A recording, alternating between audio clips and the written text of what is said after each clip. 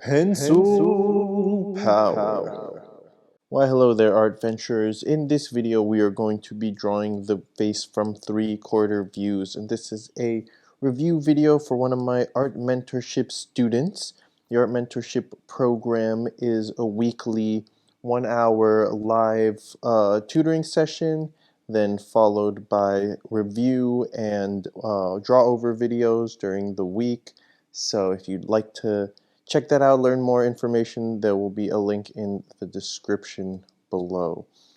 Now, to start with, I'll just do a quick face to give you an overview of what we will be going through in this video tutorial. And one thing is I often change the order, so I'll try to choose an order that feels, logical and reasonable and everything as I teach it here. But to be fair, I like to jump around and change the order after I've learned all these pieces. It's kind of like building a puzzle. Like, you don't have to start at one place in the puzzle. You can start pretty much anywhere, and the puzzle will get done.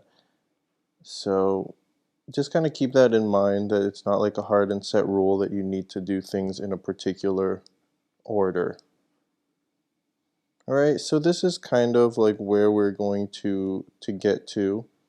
And I think I made the face a little small here, but that's okay. I'm not going to worry too much about proportions. I'll give you some basic kind of proportion rules of thumb, but we're mostly going to be focusing on getting that structure and just getting in the rough structure so that you can get to a place where you're ready to add the details in of all the features and everything like that. Alright, cool. So let's get started. So the first thing you're going to want to do is to create the general head shape structure. And I often like to do that by starting with this circle on the side. So this is kind of reminiscent of the Loomis method, where you take a sphere and you cut out the two sections to start to get the shape of the head. Loomis is spelled like this. If you haven't heard of it, you can look it up. So starting off with this little side piece, and then kind of imagining that there's like a sheet of paper almost hanging off of it, right? But then this sheet of paper is going to taper in a little bit on this side, and then put it in the center line. And from here, finding like the center of the circle area, giving this little piece right here, the jawline, tilting inwards slightly as opposed to straight down, coming down to right around where that center line would be, and then having like a bit of a straight line there for the chin. As you can see, now we have a decent head shape put in there. So let's go ahead and throw the neck in here, and then we'll work on the facial features. So the neck is, you're going to connect it somewhere along the back of the head here. So the further back it is, the thicker the neck. And then if you get a lot closer, you'll see the neck will be a lot thinner. So I'll do like a medium-sized one somewhere right here in the middle. And then you can use, like, this is the area that from this angle, the front of the neck will come out of. So you can experiment around to get that where you want it. Then you're going to find the point just about underneath here. You see the neck's curving back like this. That's important too. So get those lines curving back. Then find a point somewhere like right where you would think like the middle of the neck is kind of stuff, because this is basically where this collarbone is going to be. And we're going to bring two lines connecting from this area right here behind where the ear will be, and bring those lines in like that to indicate the sternocleidomastoid muscle.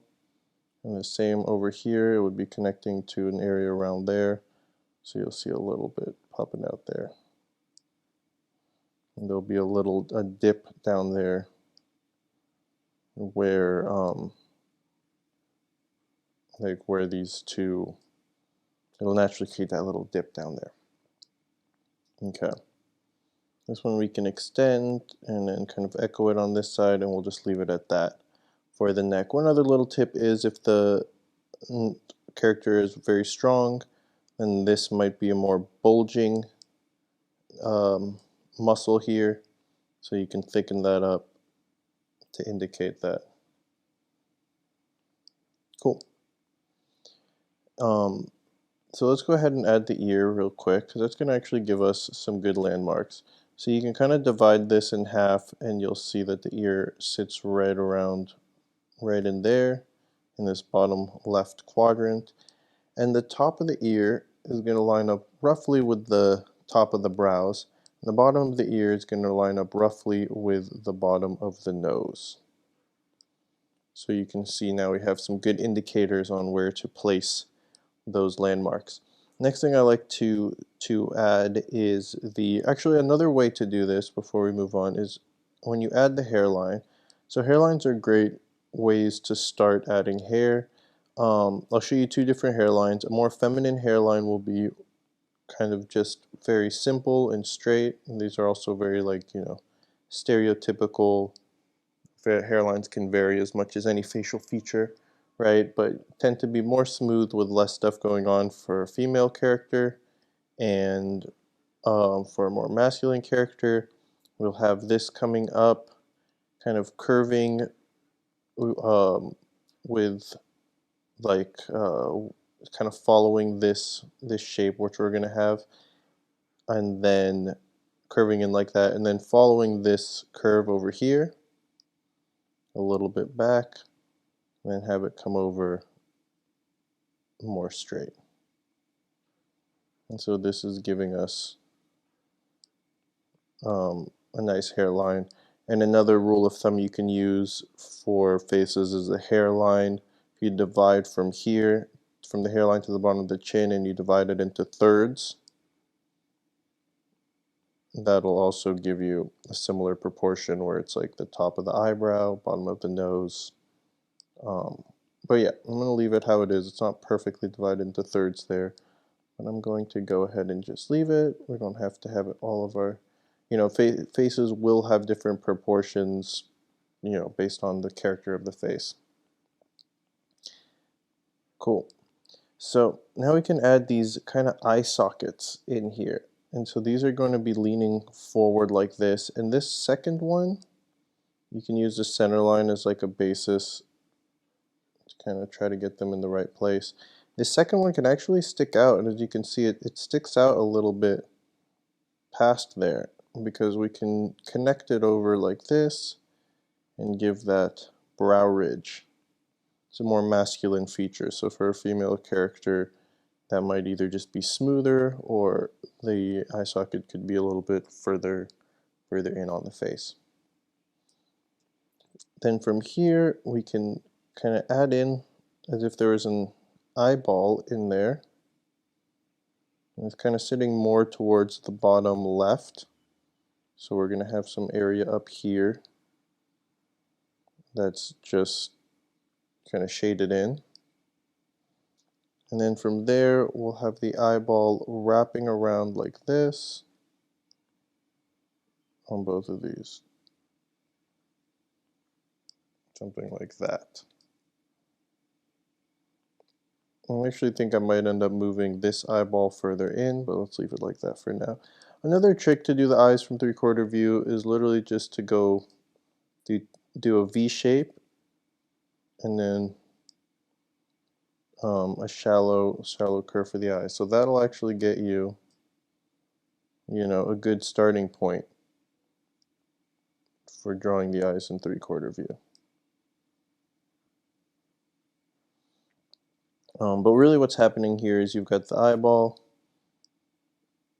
and the upper lid is wrapping around it like that, and the bottom lid as well, so there's a little bit of three-dimensionality to it. I've got a little crease there.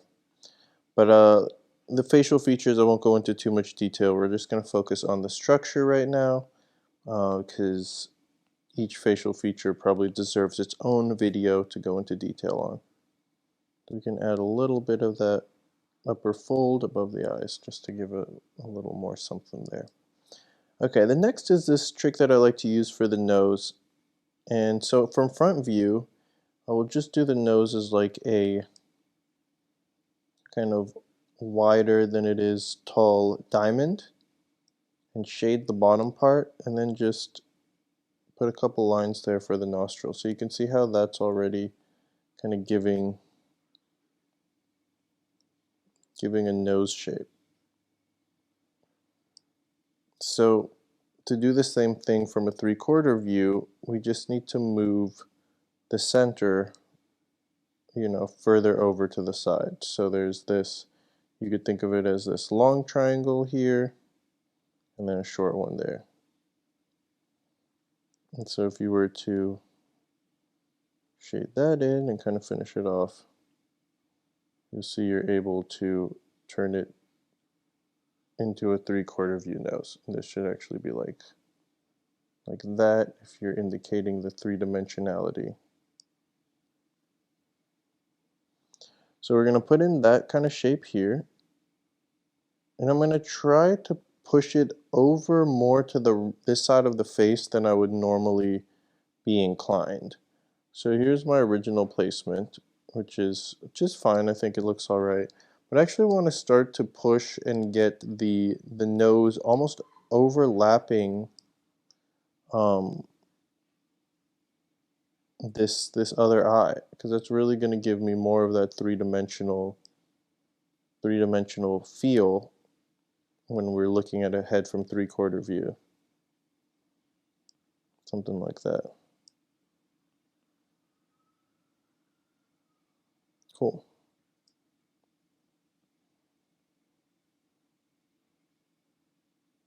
And now I can see that this eye is a little bit too far back. Maybe I'll just make the nose a little bit bigger.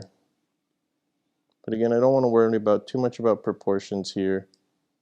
I think when you're, starting to learn stuff when it comes to anatomy, don't stress too much about proportions. That'll come with like time and practice. You'll start to notice when something's not quite looking right more and more easily. All right, so you might notice that there's, if we were to draw the mouth now, it's actually coming, the center line of the face is actually like way up here, not this an original center line that we had. And that's because the face has a bit of a, almost like a snout-like quality. So I guess let's do a side view. Like you could draw a face from side view. See this? If you were to draw a dog, you'd have this big snout, and the nose and the mouth would be on it. So this little kind of snout is kind of what humans have almost. You can see that if I draw the profile of a face over here like that, and I had that little snout at the beginning, it actually doesn't look totally off. It's a bit, I've exaggerated a bit, but that profile doesn't look completely, completely crazy. So when you come down here, just kind of remember that the new center line is going to line up with that nose. And then to do the lips, I think the easiest way to start is just to indicate the upper lip with this sort of shape, and then a little line underneath for the lower lip, just to indicate that dip underneath.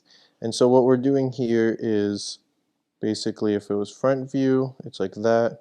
We're looking at it from 3/4, so the apex is going to be over here as it would be in 3/4 view. And it's kind of like you're carving out, and it actually would even kind of come in like that, because what's happening is, on a very basic level, the lips are something like this shape, right? Where there's these different planes, and the top plane here the top lip, and then underneath the bottom lip is where the shadow is going to be cast if the light's coming from above, which usually it is. And so that's what we're indicating here with these two areas. Then you kind of want to just decide, okay, the chin's down here somewhere, so give a little shape to that. It can be a square or a circle, and then connect that to the jaw. So you might need to make some adjustments there. Another helpful landmark is starting somewhere from the middle of the ear to that corner of the chin. That'll give you this plane, which is a major plane of the face, and then the other major one is going to be indicated by that circle. So if you were to shade both of these, that would kind of give you the general lighting scheme as if the light's coming from here. These are the front facing planes, and then these are more of the side and back facing planes. Okay, cool. And then just to get this other side of the face, it's nice to look at this cheekbone guideline.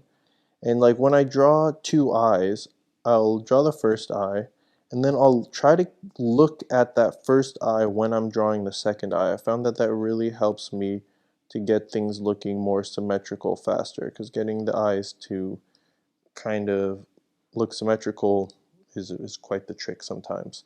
So here you can look at this while you're drawing, and it's not like you're exactly copying it, but you're making sure that they kind of work together. Like they'll make sense with each other. Going like that, and then connecting to that circle you made originally, and that will give you that side of the face.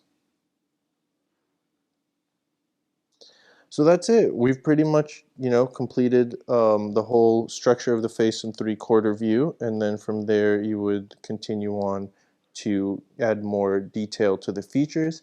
So if there's a particular, I've done some videos on different features. Oh, I forgot this eyebrow. One thing I want to mention about this eyebrow is how much further forward it comes from the eye. So here's where it comes to, and here's the eye. And this creates this sunken back feeling, because the eyes are really, sunken back into the skull area, like that. So putting the eyebrow, making sure that that also indicates that is important. Alright, yeah, so if there's any video on a particular feature you'd like to see, let me know. And if you'd like one-on-one customized support where we'll find an art goal and decide what art style you want to work towards, and then together we'll create a plan, and I'll mentor you through a process with assignments and all that stuff, then check out the art mentoring program. Alright, I hope this video was helpful and has imbued you with just a little bit more pencil power.